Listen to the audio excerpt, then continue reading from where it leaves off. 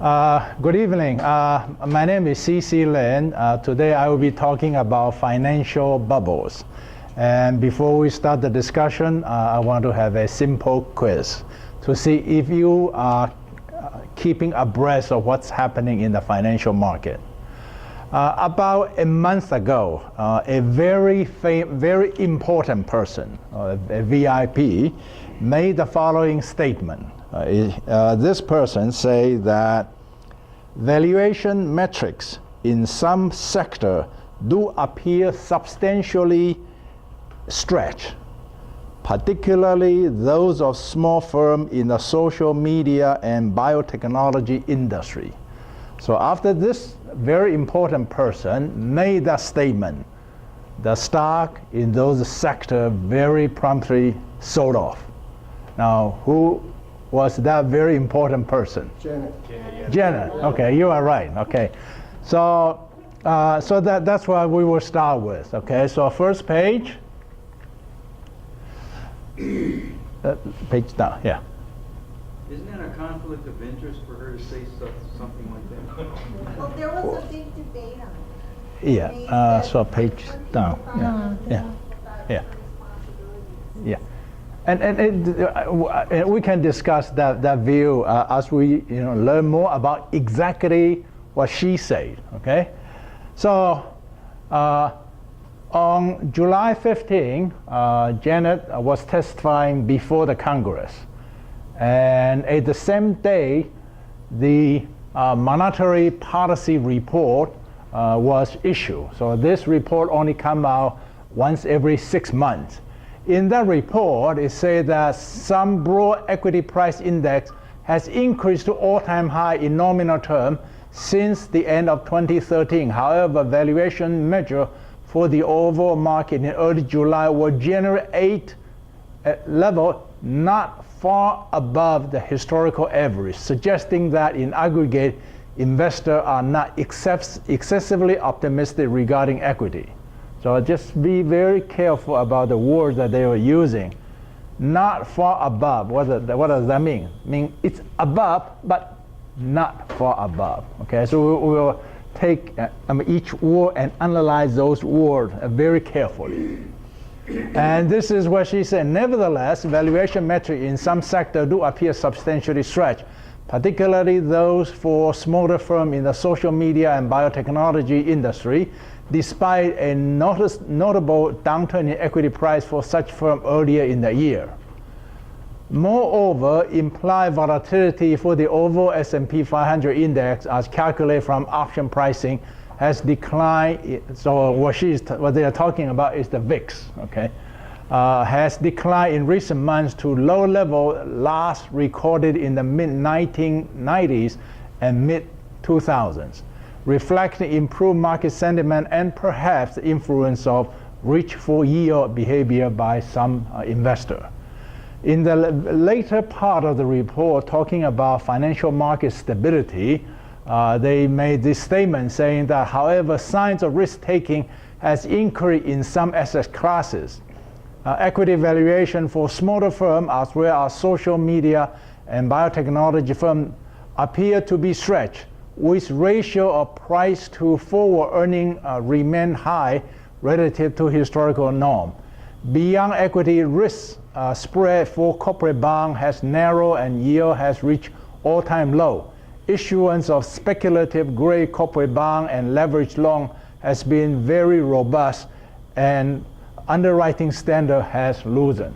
Okay, so the whole actually it is not.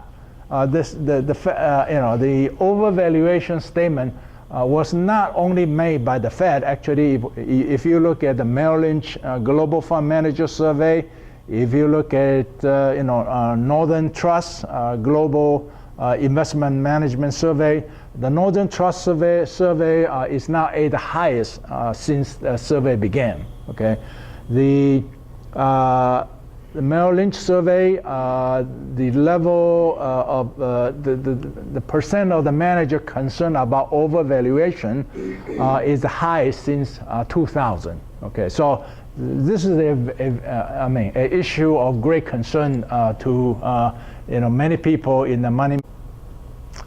Now, so what happened after the report was released, after the testimony in the Congress was made? So here is back in March. You can see the red IBB, which is the iShare Nasdaq Biotech ETF. It was high and it declined. And then this is the July 15 when the testimony was made and the report was released. You can see that the biotech has declined. The SOCL is the Global X Social Media ETF. It has declined quite a bit, come back, and after the testimony it also declined. The third element, VV, which is the Vanguard Small Cap, it also declined. And so it's just talking about the Fed's power to move the market. Now, at the same time, if you look at the SPY, S&P 500, it's barely, change. Okay, so my presumption is that there were general concern, by the investment public about these three sectors after the Federal Reserve came out and made a statement. A lot of people become a lot more aware, and therefore they sold some of the stake. Okay. So when was this statement? Was it July 15th? Yeah, this is the July 15th statement. The stuff had already gone down a lot. So what happened after the 15th just looks like a little blip. It doesn't look like anything. Yeah, the decline, if you look at the biotech, this decline is much sharper than this decline. Yeah. And they acknowledged that there was a sharp decline earlier in the year. So that was the statement that that was included in the report. Next.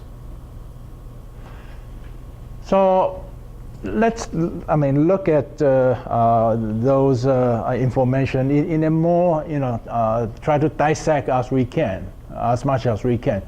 In terms of how the Federal Reserve come up with their methodology, apparently it's only partially stated. They apparently are using valuation measure compared with historical average, presumably traditional valuation measures such as price-earning ratio and price book and so on.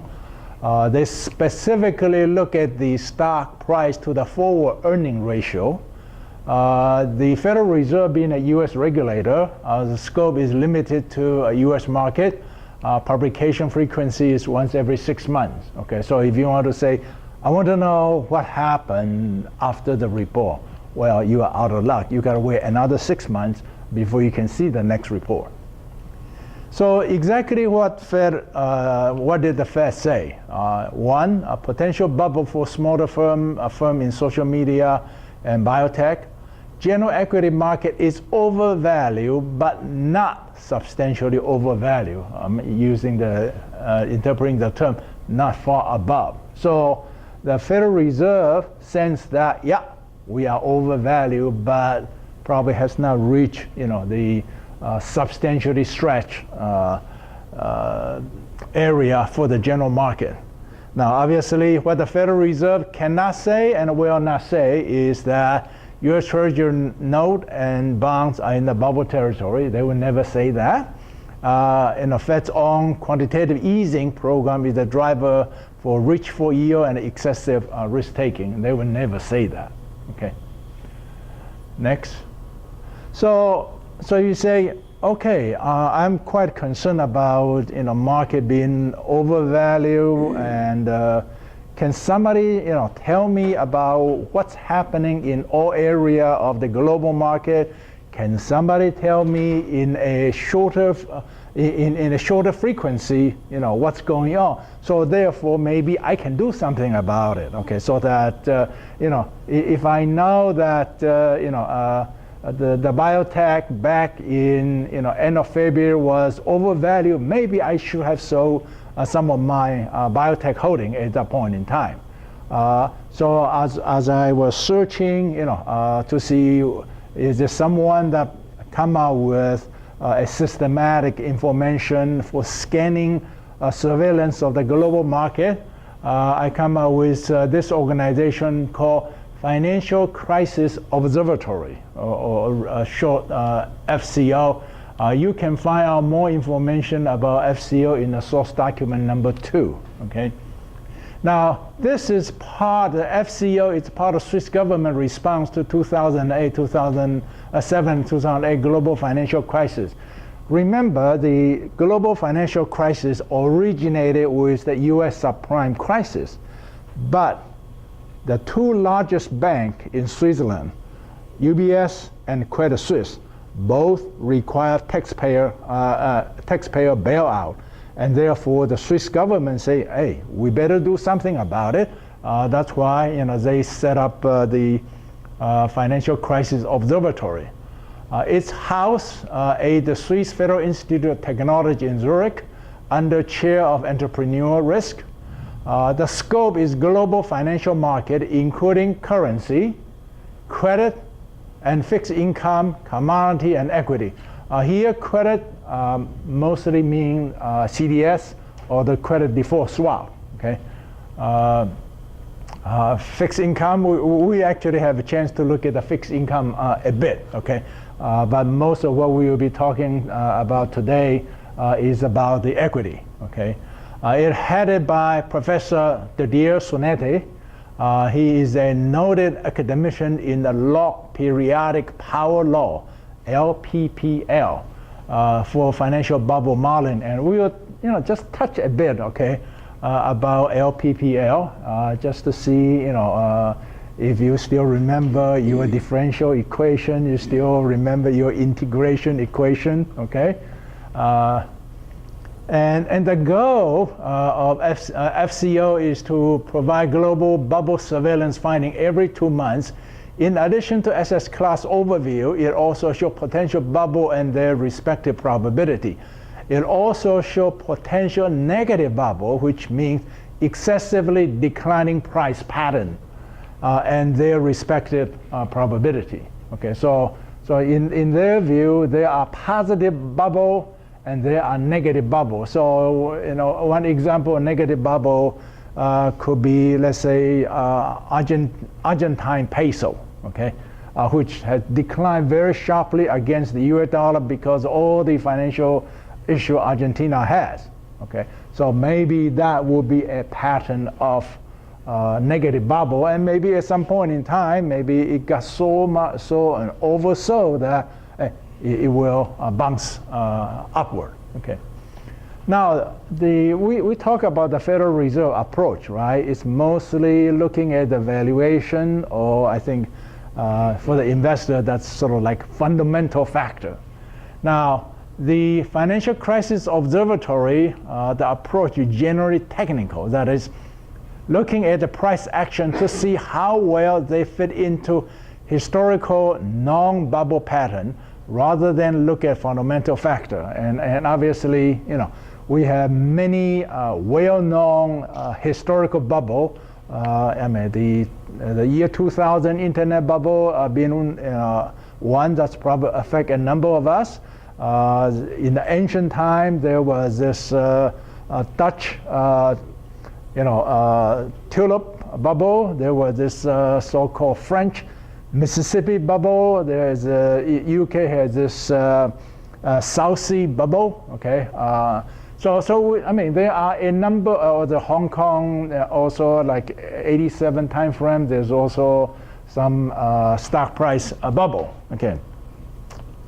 So while most of the bursts are of the high valuation type, low valuation bursts are not uncommon. Okay, so people obviously tend to think that, well, the bubble will only burst when the price reach some unsubstantiated level, and then it crash.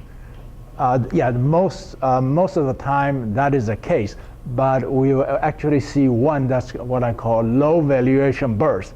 The valuation was not extreme, but it fit the price pattern, and then it crashed. Okay, this is actually a very recent phenomenon that we will see. The other thing I want to mention is that similar to Federal Reserve, the item of surveillance can be quite fine. For example, S&P 500 airlines, okay? Remember S&P, right? You got 10 sectors, okay?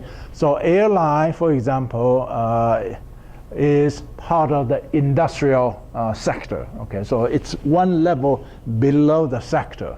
The FCO also look at Egyptian pound to the British pound, and the feeder cattle, Chicago Mercantile Exchange. So the item of surveillance, can be quite fine. So how do you, so sometimes, for example, Egyptian pound to the British pound valuation, how do you know it's a fair value? I think, a long time ago when I was engaged in the foreign FX market, there was some kind of Goldman Sachs Deer model or something like that.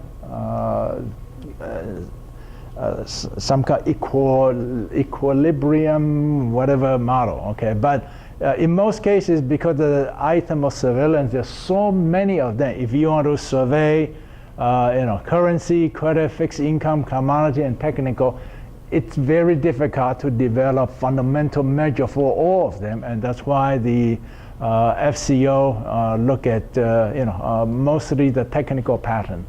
Okay, next.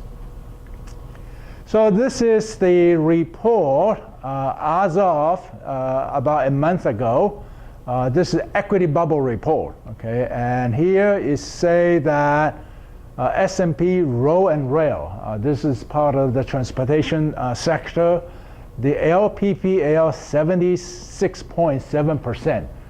So it's very close to the bubble territory. Next is South African stock market, Johannesburg Stock Exchange Index, S&P 500 airline, S&P software. Now this S&P software, because you have company like Palo Network, like Workday, which is showing bubble type of behavior. The software industry itself, I think year to date declined about 10% or so. Okay. Yeah. You said that 76% is close to bubble territory. Is there a definition, hard definition about what they claim is the threshold? Well, the way that it works, okay, it's say a potential bubble is defined as 5%. Okay. Okay, it's very low. Okay. Remember the bubble, I have a chart here. I think some of you probably have seen it before. This is from Matt Faber, okay? This is talking about the Sir Isaac Newton, okay? Got tangled with the South Sea bubble, so Newton invests a bit, Newton exit happy, Newton's friend got rich, Newton re-enter with a lot, and then Newton exit broke. So this is that type of a pattern. Okay. So anything over 5% is potentially bubble. So 76% is definitely bubble.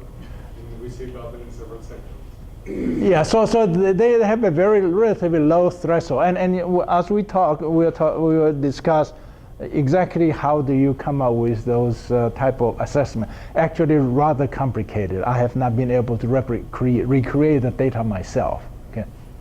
It strikes me as if he's just giving a very low threshold to what a bubble is in order that he can sell things, because a true bubble comes around like once every 20 years. So if you're in the business of selling things, you can't say, sorry, no bubbles for the next 10 years, right? I mean, I think this is like, there's a bubble in airlines, really? Yes. I mean, there's a bubble when you have extreme valuations that cause extreme conditions that cause people to lose lots and lots of money. I don't think that's going to happen with the airlines. The airline stock has actually declined in the last 2 months or so. Okay. Yeah, everything declines. I mean, stocks decline all the time. Yeah. Without necessarily saying they're in a bubble. Yeah. Right? If every time stocks go down 10%, I say, oh, it's in a bubble. Well, we will see John. We will see some of the actual, price pattern, and then you can then make your own judgment. Okay. S&P Chemical, Belgium 20, Toronto Stock Exchange, S&P 500 Semiconductor and Semiconductor Equipment, Dow Jones Composite 65, and stock Euro 600. Now, when the last two, their probability somewhere, I think it's, yeah. Actually, thanks Al for lending me the laser pointer. I have my $2 Walmart laser pointer, which ran out of juice earlier on. So I do have this thing. It will never broke. No better. Yeah. So these are in the 46% range. Okay. Next. What's the VOLA? What is that? Say it again. VOLA, what does that stand for? That's volatility. Volatility. Yeah. Okay. Now go back. Okay. This is the fixed income bubble report, and you can see that it say that 58 out of 73, or about 80% of the market has probability of greater than 5%. Some of those is fairly well known. IBOX, Euro sovereign for Ireland, European corporate insurance, Euro corporate auto and parts, financial.